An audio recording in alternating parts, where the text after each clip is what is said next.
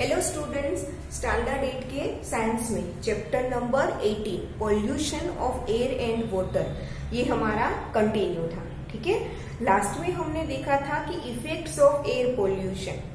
ठीक है, air pollution से कौन कौन सी इफेक्ट होती है, तो उसमें हमने देखा था green house effect, global warming, फिर पॉल्यूशन की वजह से ताजमहल है, उनका जो व्हाइट मार्बल है वो ब्लैक हो रहा है। ठीक है, ये सब कुछ हमने देखा था। आज हम नेक्स्ट टॉपिक देखेंगे कि what can be done to reduce air pollution. ठीक है, एयर पॉल्यूशन कम करने के लिए हम क्या कर सकते हैं। तो आपकी टेक्स्ट बुक का पेज नंबर 243, टेक्स्ट बुक का पेज नंबर 243, उसका topic number 18.5, topic number 18.5 what can be done, वही है ये टॉपिक। ठीक है, व्हाट कैन बी डन मतलब कि what can be done to reduce air pollution. ठीक है, एयर पॉल्यूशन कम करने के लिए हम क्या कर सकते हैं।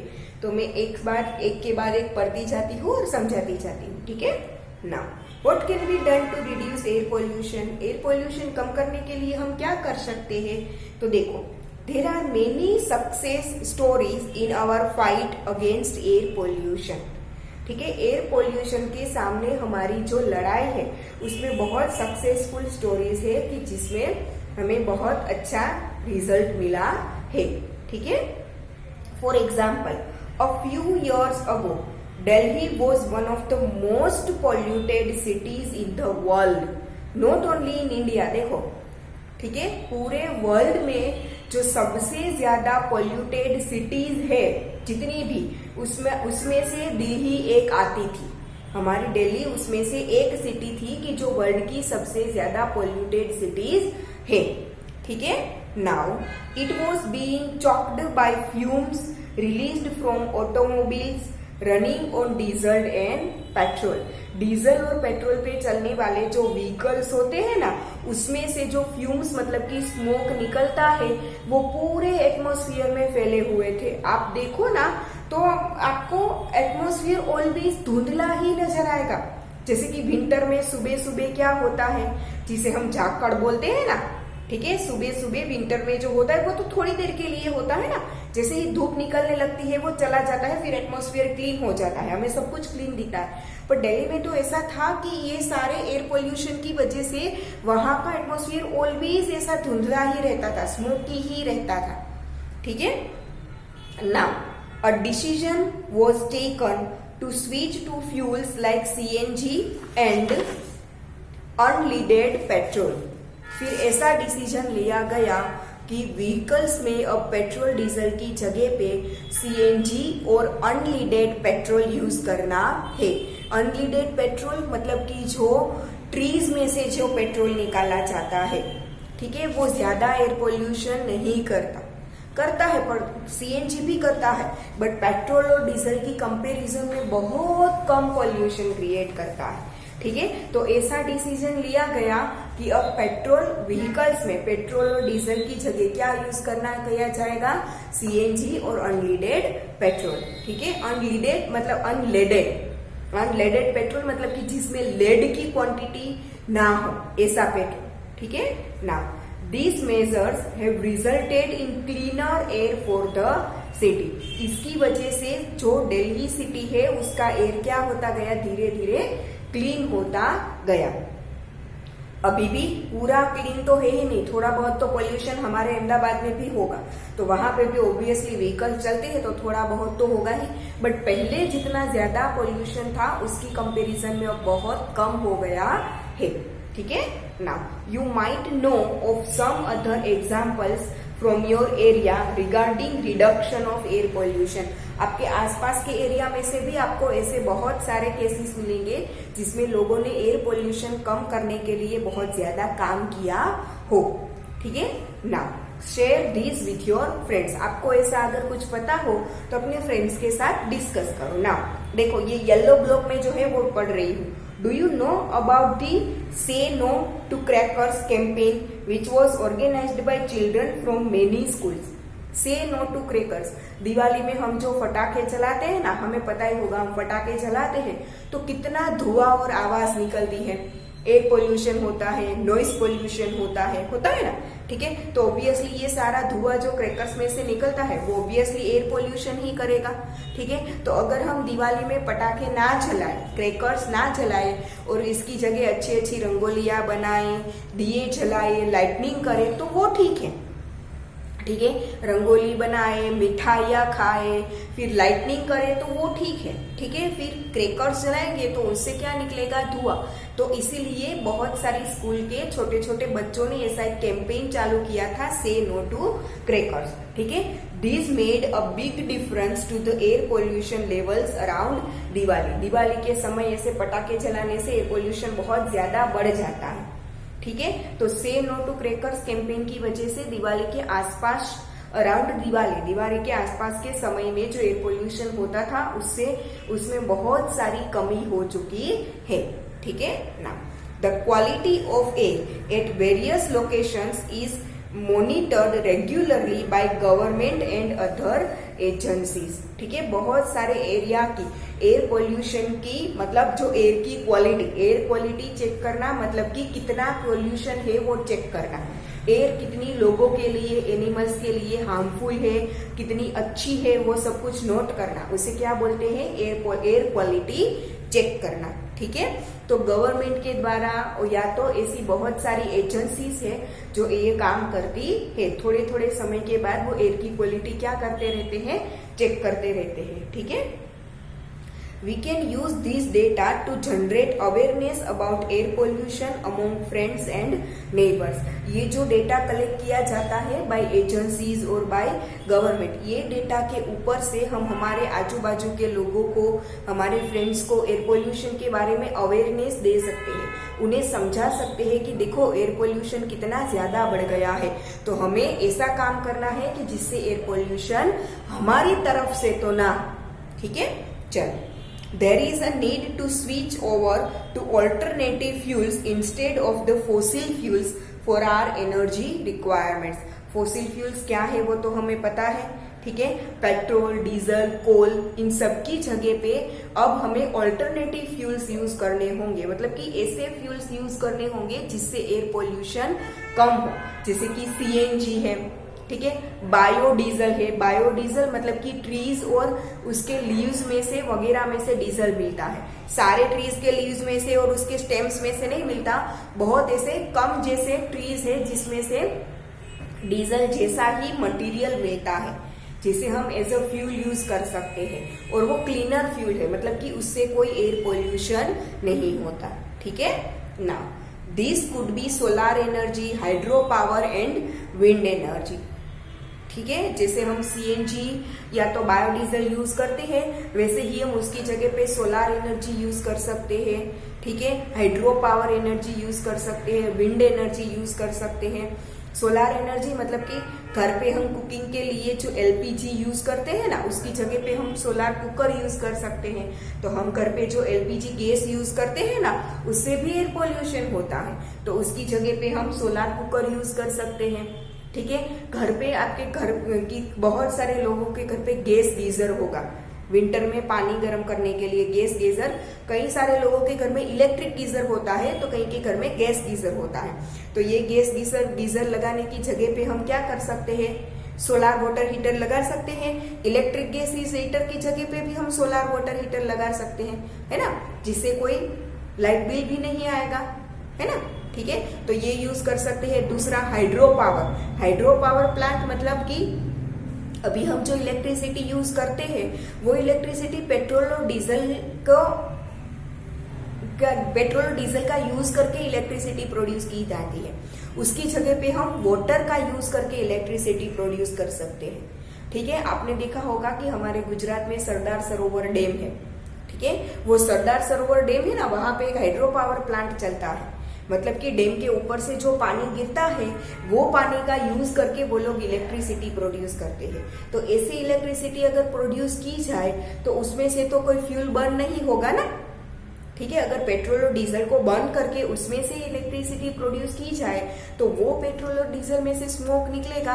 बट अगर हम ऊपर से गिरता हुआ पानी का यूज करेंगे इलेक्ट्रिसिटी प्रोड्यूस करने में तो उसमें तो कोई स्मोक नहीं निकलेगा, तो उससे एयर पोल्यूशन नहीं होगा। दूसरा है विंड एनर्जी। आपने विंड मिल्स देखे होंगे, तो वो विंड मिल्स की जगह यूज करके हम इलेक्ट्रिसिटी प्रोड्यूस कर सकते हैं। ठीक है, तो ऐसे ऑल्टरनेटिव सोर्सेज हमें ढूंढने होंगे कि जिसको हम फॉसिल फ्यूल की जगह पे यूज कर सके। ठीक है ना, small contributions on our part can make a huge difference in the state of the environment. Small contribution from our part, हमारी तरफ से अगर हम थोड़ा सा छोटा सा कंट्रीब्यूशन भी करें ना तो वो भी एयर पोल्यूशन को डिक्रीज करने में बहुत सारा काम कर सकता है। देखो, हमारी तरफ से हम छोटा सा कंट्रीब्यूशन करें तो हर एक इंसान अपनी तरफ से छोटा छोटा कंट्रीब्यूशन देगा तो वो कितना बड़ा होगा, क्योंकि कितने सारे लोग हैं। हमारे घर में 4 या 5 हम फैमिली मेंबर्स होते हैं, 3, 4, 5 फैमिली मेंबर्स हम घर में होते हैं। सबकी तरफ से हम छोटा छोटा कंट्रीब्यूशन करें तो इतनी तो कितनी सारी फैमिलीज हमारे नेबर्स में ही हमें तो मिलेगी ना, हमारी सोसाइटी में ही। तो सोचो, सब ऐसा छोटा छोटा कंट्रीब्यूशन करते जाएंगे तो कितना बड़ा हेल्प होगा, है ना, एयर पोल्यूशन को रिड्यूस करने में। ठीक है, can huge difference in the state of the environment. तो हमारी तरफ से छोटा सा कंट्रीब्यूशन भी एनवायरमेंट को क्लीन करने में बहुत बड़ा भाग निभाएगा। ठीक है ना, we can plant trees and nurture the ones already present in the neighbourhood. ठीक है, हम अलग बहुत सारे plants, we can plant trees, हम ट्रीज लगा सकते हैं। छोटे छोटे प्लांट लगाओ अभी तो कुछ साल के बाद वो बड़े हो जाएंगे। ठीक है, या तो हमारे आजू बाजू में जो ऑलरेडी ट्रीज प्रेजेंट है उन्हें नर्चर करना है, मतलब कि उनका ख्याल रखना है, उन्हें टाइम टू टाइम पानी देते जाओ, उन्हें काटो मत। ठीक है, उन्हें अगर फर्टिलाइजर की जरूरत है तो वो प्रोवाइड करो। फर्टिलाइजर जनरली हो सके तो नेचुरल फर्टिलाइजर यूज करने हैं, केमिकल या तो सिंथेटिक फर्टिलाइजर यूज करने नहीं है। ठीक है, तो हमारे आजू बाजू में जो ऑलरेडी ट्रीज है उन्हें नर्चर करो या तो नए ट्रीज को प्लांट करो। ठीक है, ये करके भी हम एयर पोल्यूशन कम कर सकते हैं। कैसे कर सकते हैं, देखो, ट्रीज है वो फोटोसिंथेसिस करेगा तो कार्बन डाइऑक्साइड को एटमॉस्फेयर में से अब्सॉर्ब कर लेगा। तो ऑब्वियसली जैसे ट्रीज ज्यादा होंगे उतना फोटोसिंथेसिस ज्यादा होगा और उतना कार्बन डाइऑक्साइड अब्सॉर्ब होके ट्रीज के अंदर चला जाएगा, है ना। तो उतना कार्बन डाइऑक्साइड एटमॉस्फेयर में से रिड्यूस हो जाएगा। ठीक है, कार्बन डाइऑक्साइड की वजह से क्या हो रहा है, ग्लोबल वार्मिंग हो रही है ना। ठीक है, वो ग्रीन हाउस गैस है ना, हमने ग्रीन हाउस के इफेक्ट और ग्लोबल वार्मिंग तो पढ़ लिया है आगे। ठीक है, तो ऐसे कार्बन डाइऑक्साइड रिड्यूस होने की वजह से एयर है वो क्लीन होती जाएगी।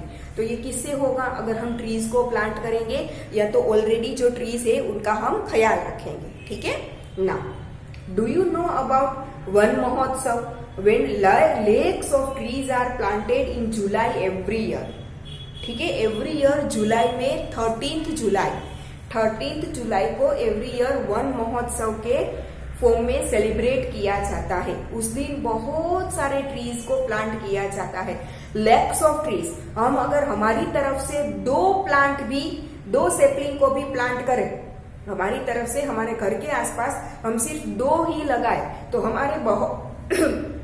हमारी सोसाइटी में जितनी भी फैमिलीज है वो अपने घर के आसपास अगर 1 ट्री भी लगाए, सोचो 1 ट्री भी लगाए, ठीक है, तो हमारे अहमदाबाद में ही ऐसे तो लाखों फैमिलीज है ना।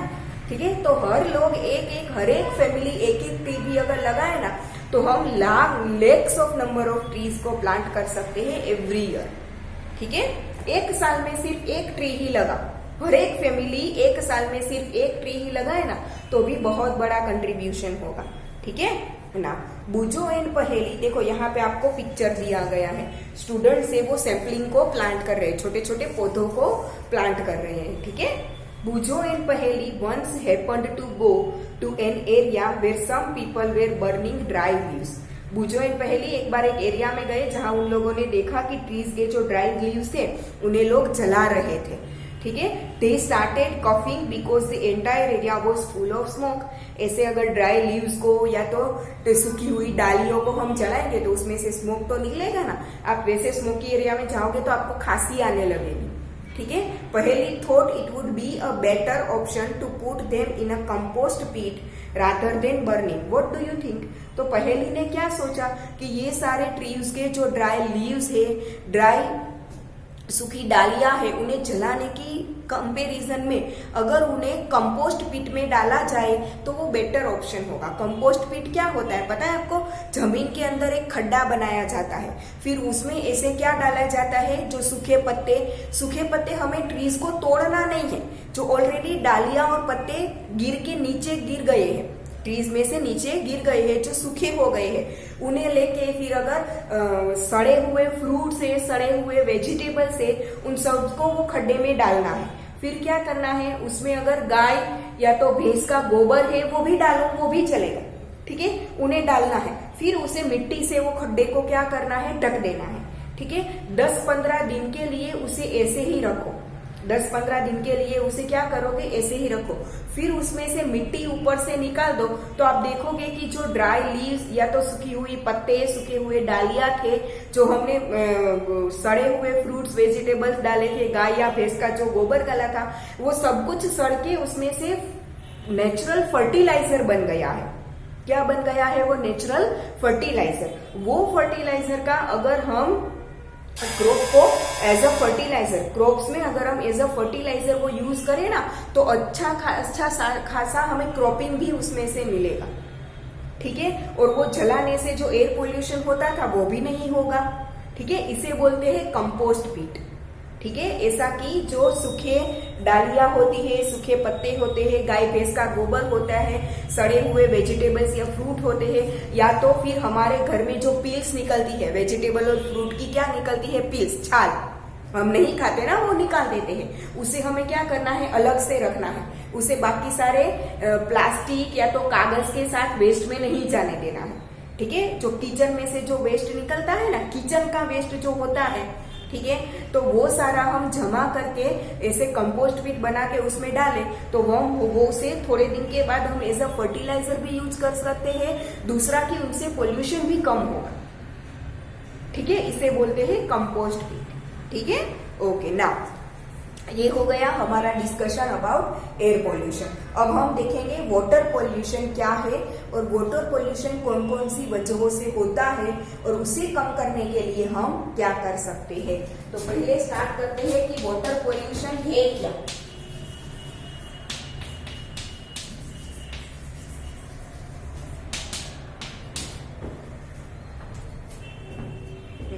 वाटर पोल्यूशन पहले तो है क्या वो देख लेते हैं, ठीक है। In class 7 you learn that water is a precious resource, ठीक है। हमारे क्लास 7th की साइंस में एक वाटर का चैप्टर था, पूरा याद हो तो आपको, ठीक है। तो उसमें हमने देखा था कि वाटर एक बहुत प्रेशियस रिसोर्स है हमारे लिए, ठीक है। Think and list the various activities in which we need water. हमारी डेली लाइफ में हम कौन कौन सी ऐसी एक्टिविटीज करते हैं जिसमें हमें वाटर चाहिए। बहुत सारी चीजें चाहिए ना, खाना पकाने के लिए, सुबह उठ के सबसे पहले ब्रश करने के लिए वाटर चाहिए, ठीक है। ब्रश करने के बाद हम थोड़ा सा पानी पीते हैं पीने के लिए, फिर मम्मी हमें नाश्ता देती है, कॉफी या तो चाय या तो दूध, उसके साथ हमें जो भी मम्मी नाश्ता देती है उसमें भी रोटी या तो भाखरी या तो थेपला या तो परोठा, वॉटेवर आप जो भी खाते हो उसमें पानी तो डलता है ना, ठीक है। तो हम जो भी सुबह से हम स्टार्ट करें तो पहला ही काम हमारा पानी से स्टार्ट होता है कि नहीं, है ना, ठीक है। फिर हम नहाने के लिए पानी का यूज करते हैं, ठीक है। मम्मी बर्तन साफ करने के लिए पानी का यूज करती है, घर में झाड़ू पोछा लगाती है तब पानी का यूज करती है, कपड़े धोने के लिए पानी यूज होता है। तो हमारी डेली कितनी एक्टिविटीज में हम पानी का यूज करते हैं। अगर सोचो पानी नहीं होता तो क्या होता, अगर यही पानी पॉल्यूटेड हो जाए, गंदा हो जाए तो क्या होगा। हम गंदे पानी को पीने के लिए यूज करते हैं, नहीं, गंदे पानी से बर्तन साफ करते हैं, गंदे पानी से कपड़े धोते हैं, हम गंदे पानी से नहाते हैं, हम नहीं ना। तो हमें सारा काम करने के लिए अगर क्लीन वाटर चाहिए तो वो वाटर को क्लीन रखना भी हमारी जिम्मेदारी है ना। अगर हम सारे काम करने के लिए हमें क्लीन वाटर चाहिए तो वो क्लीन वाटर को क्लीन रखना भी पड़ेगा ना। क्लीन अपने आप, वाटर तो क्लीन अपने आप होगा नहीं, है ना। तो वो क्लीन रखने की जिम्मेदारी भी हमारी है, वो रेस्पॉन्सिबिलिटी हमारी है, ठीक है। तो हम उसे डे बाय डे क्या करते जा रहे हैं, पोल्यूट करते जा रहे हैं, जो हमें करना नहीं चाहिए। तो ये वाटर पोल्यूशन कैसे होता है वो हम अब देखते हैं, ठीक है। We saw that water is becoming scarce due to increase in population, industries and agricultural activities. Day by day population increase हो रहा है, उसकी वजह से इंडस्ट्रीज ज्यादा से ज्यादा बढ़ रही है। एग्रीकल्चर, जितना पॉपुलेशन यूज ज्यादा होता जाएगा उतना खाने के लिए ज्यादा चाहिए, तो ऑब्वियसली एग्रीकल्चरल एक्टिविटीज भी बढ़ती जाएगी, ठीक है। इन सब चीजों की वजह से वाटर है वो स्कार्स होता जा रहा है। स्कार होना मतलब कि वाटर में पॉल्यूशन एड होता जा रहा है, वाटर पॉल्यूट होता जा रहा है। You have also studied how water becomes dirty after we use it for washing clothes, bathing, etc. हमने देखा ही होगा ना, हम नहाते हैं, ठीक है, साबुन लगाते हैं, फिर हम पानी डालते हैं, तो पानी डालने के बाद जो पानी निकला वो गंदा होगा ना, साबुन वाला। मम्मी कपड़े धोती है तो पानी निकलता है वो साबुन वाला गंदा ही होगा, या तो वॉशिंग मशीन में से जो पानी निकलता है वो भी गंदा ही होता है ना, ठीक है। बर्तन साफ करते हैं तो उसमें से जो पानी निकलता है वो भी गंदा होगा। तो ये सारी एक्टिविटीज, हम जो काम करते हैं उसमें से जो पानी निकलता है वो सारा क्या होगा, गंदा होगा, ठीक है ना। This means that we are adding some materials to the water which spoil its quality and change its smell and color। तो इसका मतलब ये हुआ कि हम वाटर में कुछ ऐसी चीज ऐड कर रहे हैं जिसकी वजह से वाटर की क्वालिटी रिड्यूस हो रही है और उसका स्मेल और कलर गंदा होता जा रहा है, ठीक है ना। whenever harmful substances such as sewage, toxic chemicals, silt, etc.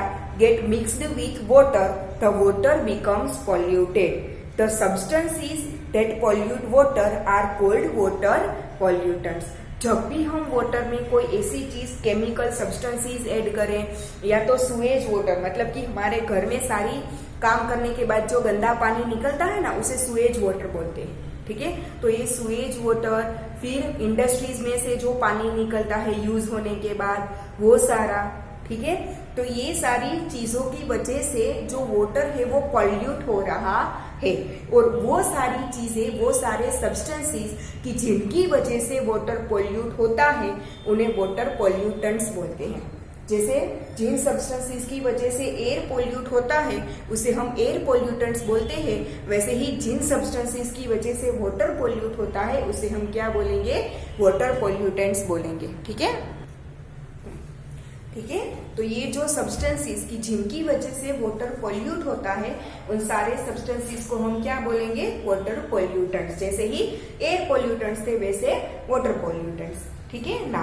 How does water get polluted, water कैसे पॉल्यूटेड होता है, ठीक है, उसका हम देखेंगे अब। How does water get polluted.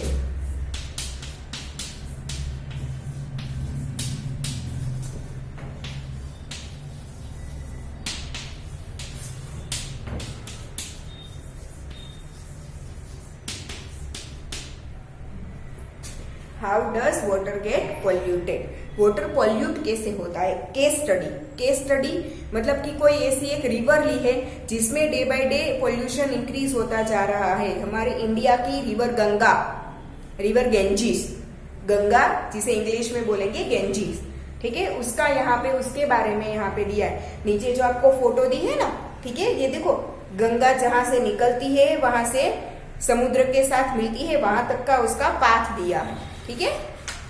चल, Ganga is one of the most famous reverse of India. It sustains most of the northern, central and eastern Indian population. उनकी वजह से हमारे इंडिया का नॉर्थ पार्ट, ईस्टर्न पार्ट, वो सारा गंगा के रिवर पे ही सरवाइव करता है, ठीक है। Millions of people depend on it for their daily needs and livelihood, ठीक है। डेली नीड, रोज बरोज के अपने काम करने के लिए, जिंदा रहने के लिए वो गंगा पे ही डिपेंडेंट है। However, recently a study by the Worldwide Fund for Nature (WWF) found that Ganga is one of the 10 most endangered rivers in the world. Most endangered river in the world मतलब कि पूरे world की 10 ऐसी नदियां है, पूरे world की 10 ऐसी नदियां है कि जिसमें पॉल्यूशन बहुत ज्यादा बढ़ गया है, और अब वो ह्यूमन बीइंग्स के लिए और एनिमल्स के लिए, प्लांट्स के लिए हार्मफुल उनका पानी हो गया है, डेंजर हो गया है उनका पानी। ऐसी मोस्ट 10 पॉल्यूटेड रिवर में गंगा का नाम आता है। ठीक है ना। The pollution levels have been rising for many years, बहुत सारे सालों से गंगा के पानी में पॉल्यूशन लेवल इंक्रीज ही होता जा रहा है। We have reached this stage because the towns and cities through which the river flows throw large quantities of garbage, untreated sewage, dead bodies and many other harmful things directly into the river। ये किसकी वजह से हो रहा है? गंगा के आसपास के जो सिटीज है, ठीक है, वो सारे क्या कर रहे हैं? सिटी का गंदा कचरा, सुएज वेस्ट, इंडस्ट्रीज में से निकलता हुआ वेस्ट, एनिमल्स की और ह्यूमंस की डेड बॉडीज, ठीक है, ये सारा सब कुछ नदी में बहा देते हैं, जिसकी वजह से वाटर पोल्यूटेड होता है। ठीक है। In fact, the river is dead at many places where the pollution levels are so high that aquatic life cannot survive। कई सारी जगह तो ऐसी हो गई है गंगा में कि उसे हम बोल सकते हैं डेड रिवर। डेड रिवर का मतलब क्या है कि पानी इतना पोल्यूटेड हो चुका है कि अब उसमें कोई भी लाइफ सरवाइव नहीं कर सकती। वहां पे मछलियां कुछ भी नहीं है, ना ही तो एक्वेटिक प्लांट्स है, ना ही तो एक्वेटिक एनिमल है, सिर्फ गंदा पानी और कुछ भी नहीं। ठीक है, इतना पोल्यूशन वाटर में वहां पे बढ़ गया है कि अब वहां पे कोई भी लाइफ सरवाइव नहीं कर सकती, इसीलिए उसे क्या बोलते हैं? Dead river. ठीक है ना। An ambitious plan to save the river called the Ganga Action Plan was launched in 1985। इसकी वजह से गंगा को अब क्लीन करने के लिए एक प्लान बनाया गया 1985 में, जिसका नाम है गंगा एक्शन प्लान। उसे क्या करते हैं अब? गंगा एक्शन प्लान में अब गंगा के पानी को, रिवर के पानी को क्लीन करने की प्रोसेस अब की जा रही है। और ये जो कचरा वेस्ट उसमें जो फेंका जा रहा था, उसे फेंकने पर अब क्या लगाया गया है? रोक लगाया गया है कि कोई भी डंप, किसी भी कोई चीज उसमें डंप करनी नहीं है, ना ही एनिमल्स और ह्यूमन बीइंग की डेड बॉडीज, ना ही सिटीज में से निकलता हुआ गंदा कचरा, ना ही सुएज गंदा वाटर, कुछ भी अब पानी के अंदर डालना नहीं है। और जो ऑलरेडी जो कचरा उसमें जमा था उसे बाहर निकाला जा रहा है। ठीक है। It aimed to reduce the pollution level in the river. उसका मेन एम क्या है गंगा एक्शन प्लान का? गंगा जो रिवर है उसके वाटर में से पॉल्यूशन को कम करना। However, the increasing population and industrialization have already damaged this mighty river beyond repair। ठीक है, बढ़ता हुआ पॉपुलेशन और बढ़ता हुआ इंडस्ट्रियलाइजेशन ने ये माइटी रिवर, हमारी होली रिवर को इतना गंदा कर दिया है कि अब उसे कंप्लीटली क्लीन करना तो पॉसिबल नहीं है। ठीक है ना। Now the government of India has launched a new initiative known as National Mission for Clean Ganga in 2016। ठीक है, इसीलिए अब गंगा को क्लीन करने के लिए हमारी गवर्नमेंट ने 2016 में एक नया प्लान दिया है। क्या है? National mission for clean Ganga. ठीक है ना। Let us take a specific example to understand the situation. The Ganga at Kanpur in Uttar Pradesh has one of the most polluted stretches of the river। Kanpur में जो गंगा निकलती है ना, कहाँ कौन कौन से सिटीज में से गंगा निकलती है वो यहाँ पे बताया गया है। उत्तर प्रदेश के कानपुर में से भी वो निकलती है। तो कानपुर में जो गंगा निकलती है वो बहुत ज्यादा पोल्यूटेड है। ठीक है ना। Kanpur is one of the most populated towns in UP. Uttar Pradesh में मोस्ट पॉपुलेटेड सिटी कौन सा है? कानपुर है। ठीक है। People can be seen bathing, washing clothes and defecating in the river। लोग वहां पे कपड़े धोते हैं, वहां पे नहाते हैं, सुएज वहां पे जाके करते हैं। इसकी वजह से पानी क्या होता है? गंदा हो रहा है। They also throw garbage, flowers, idols of gods and goddesses and non-biodegradable polythene bags into the river। वहां के लोग क्या करते हैं? ठीक है। उसमें क्या डालते हैं, गार्बेज डालते हैं। फिर ये गंगा हमारी माता है वो समझ के उसमें फ्लावर वगैरह डालते हैं, ठीक है। फिर वो लोग क्या करते हैं, पॉलीथीन बैग्स उसमें गंदा कचरा डालते हैं। फिर भगवान की मूर्तियां उसमें डालते हैं, उसकी वजह से पानी क्या हो रहा है, गंदा हो रहा है, ठीक है। At Kanpur, the amount of water is comparatively small and the flow of the river is very slow. ठीक है, तो वह कानपुर के पास जो गंगा नदी निकलती है उसमें रिवर का फ्लो है वो स्लो है, ठीक है। इन एडिशन, इसीलिए वहां पे कचरा बहुत ज्यादा जमा हो रहा है। In addition Kanpur has more than 5000 industries. दूसरा एक कारण क्या है कि कानपुर में 5000 से भी ज्यादा इंडस्ट्रीज है। एक तो पानी स्लो जा रहा है, उसमें इतनी सारी इंडस्ट्रीज, इतना सारा पॉपुलेशन, सारा सब कुछ कचरा किस में जाएगा, रिवर में, तो ऑब्वियसली पानी गंदा ही होगा ना, ठीक है। These include fertilizer, detergent, leather and paint industries. ये सारी इंडस्ट्रीज कानपुर में है। These industrial units discharge toxic chemical waste into the river. ठीक है, ये सारी इंडस्ट्रीज है, उनका जो टॉक्सिक केमिकल वेस्ट निकलता है ये सारा वो किस में डाल रहे हैं, रिवर में डाल रहे हैं, ठीक है। तो आज हम यहाँ तक रखते हैं, बाकी का जो बाकी है वो हम नेक्स्ट लेक्चर में देखेंगे, ठीक है।